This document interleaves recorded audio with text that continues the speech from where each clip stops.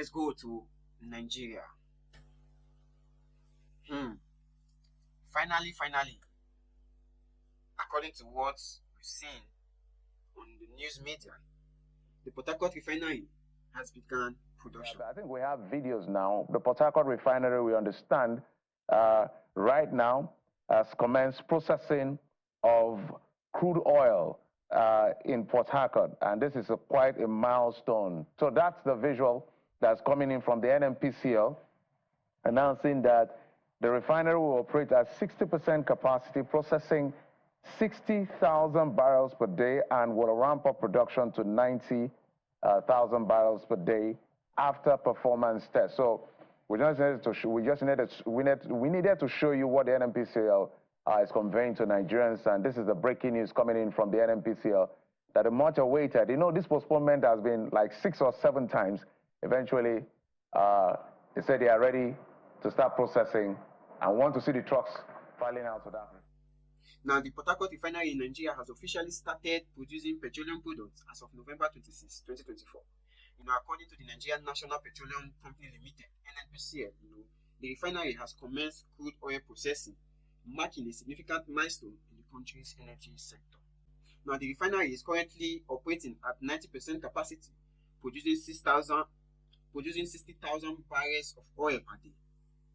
The NNPCL confirmed that the Nigerian refinery, Port Harcourt, is producing petroleum products, including petrol, diesel, kerosene. The refinery production is expected to significantly boost Nigeria's supply and potentially position the country as a net exporter of petroleum products. The NNPCL has also announced plans to bring the Warri refinery back online. Now, the Petroleum Product Retail Outlet Owners Association of Nigeria, which is the Petrol, has announced that the Port Harcourt refinery will sell petrol at 1,013 naira per litre. Wait, come to think of it, was this the plan all along?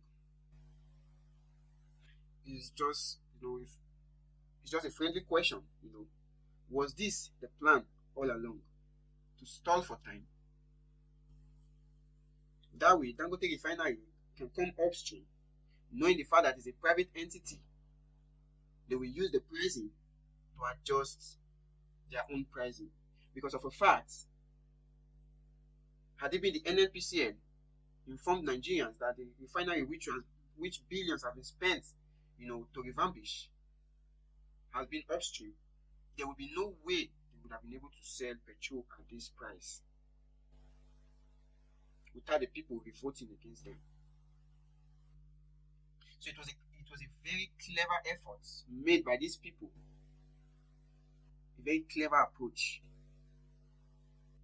Because year after year, they keep saying the refinery will begin working in so time, and all of that. This year alone, they've made series of promises when the refinery will start production. But it seems like they needed Dangote Refinery to come upstream first, go through the rigmarole before bringing theirs upstream as well. Because if you all could remember the drama that happened, when Dangote was trying to get them to, give him products or to buy from him. I've already known that it's more or less a conspiracy, probably unknown to Dangote or known to him, that they were trying to use him as a baseline for pricing. He's the tool that was used by NNPCL for pricing because they knew that they wouldn't have been able to put up that pricing without a private entity involved. They've been destroying the prices. The people have revolted.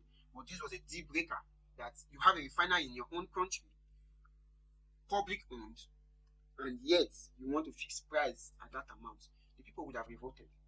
Seriously, they would have revolted. But they were clever enough, to push Dangote up front, try to settle price, control the pricing, adjust the pricing as it relates to Dangote. That way, when they come upstream, the people's consciousness would have been angered and appeased a little bit. Because they will say, okay, if Dangote can sell for this amount, then there's no need for them to sell at that particular amount, or there's no need to cry when they sell for that particular amount. That is the conspiracy. And there's also other conspiracies going on that the refinery has not fully started production. But this is just a guise, to to make the people believe that it is functioning and it is operational. But the truth will unveil itself in later days. So the NNPCL has clarified that the refinery's products are exclusively for its retail stores at this stage, and pricing is reviewed and adjusted periodically as necessary to reflect operational realities. So that is their plan. That has been their plan, to maximize profits, not to serve the people. Because if we must be honest with ourselves, the crude oil that NNPC would get, they are not buying it. They are not, whether they come up with their quotations, they come up with their citations, they come up with their PIAs and all the documentation they use to confuse Nigerians. The truth will still remain. If NNPCL is operational, the Port Harcourt Refinery is operational, state-owned, then they are not purchasing the crude oil. So there's no cost of purchase, there is no recovering of funds, there's no backup, there's no this, there's no that. None of it. The refinery is state-owned, crude oil is state-owned. So whatever their portion, they give to them to refine and sell. But now they want to compete with Dangote that is buying from them or buying from outside. Refining, definitely it has to cover for the cost of purchase, the cost of refining, and make profits. Whereas the Port Harcourt Refinery has no cover for cost of purchase. Whether they come up with, oh, we bought so and so barrels, we bought this, or scam. So there is nothing of that nature that they will incur as purchase costs of crude oil. It is not possible for government to buy something from itself. So the old Port Harcourt Refinery complex has been rehabilitated. So the refinery has been rehabilitated and is now operational. The new Port Harcourt Refinery complex, with a capacity of 150,000 barrels per day, is expected to come upstream by mid-2025. So this has been the conspiracy all along, staring us in our faces with deliberate intention, because they know what they are doing. The role of government is not to maximize profits, rather to give better life and make life better and livable for its citizens. You own the refinery, you own the crude oil. What stops you from refining? The only thing you put is just the profits. Whether you sell petrol for 300, 500 naira, you are still making profit because you only incur operational costs, logistical costs, cost for logistics. Those are the only costs and expenses you incur. There is no purchase cost attached to it. So why are you selling for 1,030 naira to retailers? It's just a dilemma, and it's sad and a bad omen. It's just so sad and heartbreaking to finally see the true intention of the government for its citizens. And we always use Libya as an example. Libya had its own refinery. The oil belongs to them. They refine and they sell for profits. Not to maximize profit, but they sell for profit because the oil belongs to them. The refinery belongs to them. It is not foreign owned, no foreign partnership. So the only thing they are incurring is operational cost, which was included in the pricing and made the price cheap. So all these analysts, petroleum juggernaut and all of that coming to give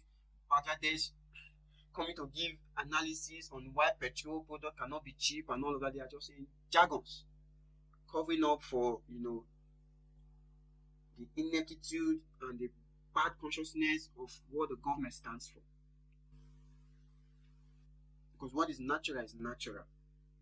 What is state-owned is state-owned. The only thing is your profits and your operational cost. You're not talking about cost of purchase, operational cost for logistics and all of that. That is only applied. That only applies to Dangote. It doesn't apply to NNPCL that is selling exact price with Dangote.